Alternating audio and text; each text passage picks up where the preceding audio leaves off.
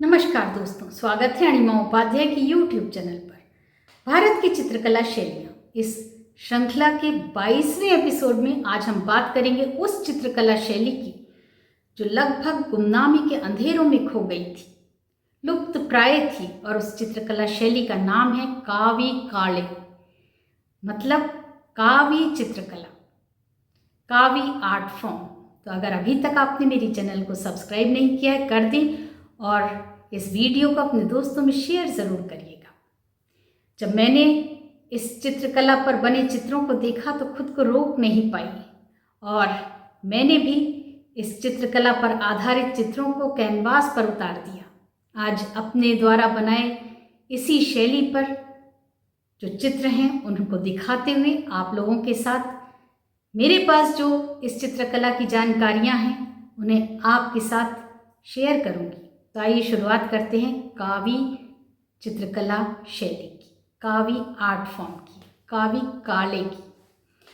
कावी काले चित्रकला शैली गोवा, तटीय कर्नाटका और तटीय महाराष्ट्र की चित्रकला शैली है। कोंकण, तुलु और कन्नड़ा में कावी का अर्थ होता है लाल, केसरिया रंग, जो काव शब्द से उत्पन्न हुआ है। काव रेड ऑक्साइड यानी लेटेराइट सॉइल को कहते हैं, क्योंकि इसी लाल मिट्टी से वो लाल रंग प्राप्त होता है जो इस चित्रकला के चित्रों में जान डालता है। इस कला शैली में सरल ज्योमेट्रिकल डिजाइन से लेकर जटिल आकृतियां भी बनाई जाती हैं। इन चित्रों को आसानी से उपलब्ध सस्टेनेबल सामग्रियों के उपयोग से बनाया जाता है। समुद्र से सीपों को बीनकर सुखाकर उसका पाउडर बना लिया जाता है, पीसकर, और फिर उसमें रेड ऑक्साइड मिलाकर लाल रंग तैयार कर लिया जाता है। तो लाइमस्टोन, चूने के पत्थर को भी पीसकर पाउडर बनाकर उसमें भी लाल मिट्टी मिलाकर लाल रंग तैयार कर लिया जाता है। और यही लाल रंग फिर कावी काले के चित्रों में भरकर उन्हें सजीव किया जाता है, सुंदर बनाया जाता है। इस चित्रकला शैली में एक ही रंग, लाल रंग का इस्तेमाल होता है। इसके बावजूद भी ये चित्रकला सभी का ध्यान आकर्षित करने में सफल रही है। इस कला में अति सूक्ष्मवाद और लालित्य का विशेष मिश्रण दिखलाई पड़ता है। विज्ञान के अनुसार भी लाल रंग की वेवलेंथ अन्य सभी रंगों से ज़्यादा होने के कारण आँखों को आसानी से अपनी ओर आकर्षित कर लेती है और मोहित करती है, जो इस लाल रंग से बनी चित्रकारी को भी बेहद आकर्षक बनाती है। हालांकि ये चित्रकला धीरे धीरे लुप्त होती जा रही थी। लोग इसे लॉस्ट पेंटिंग्स कहने लगे थे, लेकिन धार्मिक संस्थाओं और वास्तुकारों, आर्किटेक्ट्स के द्वारा किए गए प्रयासों ने कावी कला में नए प्राण फूंक दिए और इस कला को बढ़ावा दिया। उन्हें इस कला में विरासत और आधुनिकता का मिश्रण दिखाई दिया।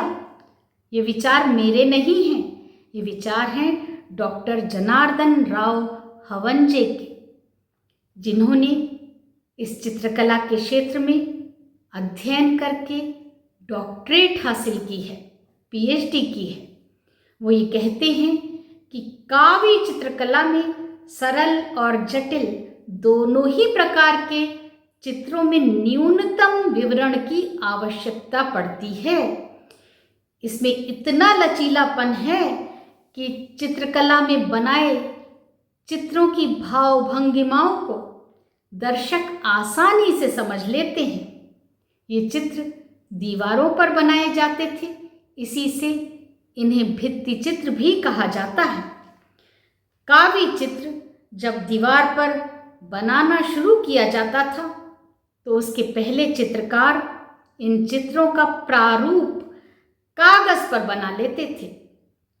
फिर उस प्रारूप को दीवार पर रखकर उकेरते थे और उस पर प्लास्टर लगाते थे। इस तरह से काव्य भित्ति चित्र निर्माण की प्रक्रिया शुरू होती थी। प्लास्टर करने वाली दीवार को चूने, गुड़, गोंद और महीन रेत से बनाया जाता था। इन चित्रों को सफेद चूने की दीवारों पर भी उकेरा जाता था। ये भित्ति चित्र पुराने घरों और छोटे छोटे मंदिरों की दीवारों पर भी देखे जा सकते हैं।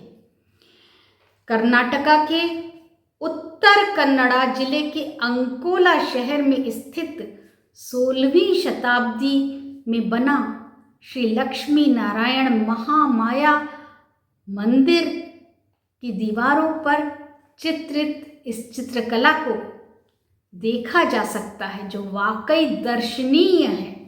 माना जाता है कि ये चित्रकला शैली 400 से 600 साल पुरानी है।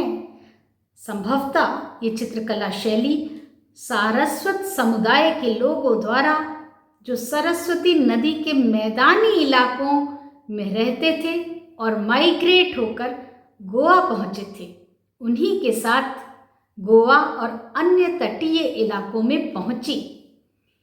इन तटीय इलाकों में भारी मॉनसूनी वर्षा के कारण हाई ह्यूमिडिटी साल भर बनी रहती थी, जिससे पारंपरिक रूप से बनने वाले भित्ति चित्र जल्दी खराब हो जाते थे।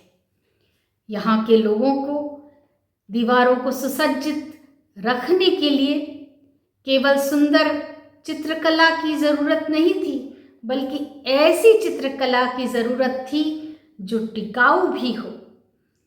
सारस्वत समुदाय के काव्य चित्रकारों ने उनकी इस इच्छा को पूरा किया और इसीलिए ये चित्रकला इस समूचे क्षेत्र में घरों और मंदिरों की दीवारों को सुशोभित करने लगी। इस चित्रकला में ज्योमेट्रिकल पैटर्न्स के साथ देवी देवताओं और पौराणिक मिथिकीय पात्रों के चित्र भी बनाए जाते थे। इसके साथ साथ दैनिक जीवन के दृश्य भी चित्रकार बखूबी बनाते थे। ये चित्र केवल मंदिरों की दीवार तक सीमित नहीं रहे, बल्कि गिरिजाघरों, मस्जिदों, जैन बसाड़ियों और आवासों की दीवारों को भी सुशोभित करने लगे थे। कावी कला, जिसकी तुलना यूरोप की ग्रेफिटी पेंटिंग से की जाती है, 20वीं सदी के अंत तक आते आते लगभग लुप्त होने की कगार पर पहुंच गई, क्योंकि इसको बनाने वाले कलाकार जीवित ही नहीं बचे, जिससे पुराने भित्ति चित्रों का नवीनीकरण भी नहीं हो सका और बने हुए चित्रों की उपेक्षा भी होने लगी, जिससे साल दर साल चित्रों के रंग फीके पड़ने लगे और वो जगह जगह से दीवारों पर से उखड़ने भी लगे, जो इस कला के लुप्त होने का कारण भी बना। लेकिन सन 2016 में हेरिटेज एक्टिविस्ट हेता पंडित और चार्ल्स कोरिया फाउंडेशन ने गोवा के 21 से भी ज़्यादा मंदिरों और 4 घरों का दस्तावेजीकरण, डॉक्यूमेंटेशन शुरू किया और इस तरह इस कला को नया जीवन मिला। आज हम इस लुप्त प्राय कला पर बात भी इसीलिए कर पा रहे हैं क्योंकि इस कला को नया जीवन प्राप्त हुआ था। धन्य हैं वे लोग जो समर्पित हैं कला के लिए और अपना पूरा जीवन उनके स्थापन और पुनरुत्थान में लगा देते हैं। एक छोटा सा कदम भी बड़ा योगदान हो सकता है। कावी कला इसकी मिसाल है। आज का वीडियो कावी कला पर मैं यहीं समाप्त करती हूँ।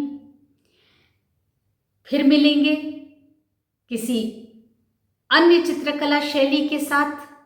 अगले वीडियो में, क्योंकि भारतीय चित्रकला शैली की ये यात्रा जारी रहेगी आगे भी। देखते रहिए, जुड़े रहिए। धन्यवाद।